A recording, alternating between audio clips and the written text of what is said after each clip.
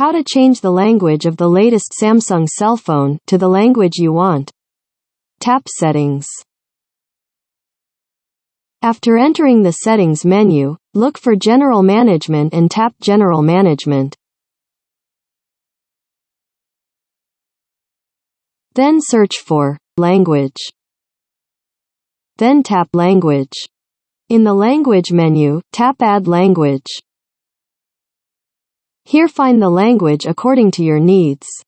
Another example, if you want to change it to Indonesian, select it and tap Indonesia. Will appear. Select the command Keep Current or Set as Default. Select Tap Set as Default.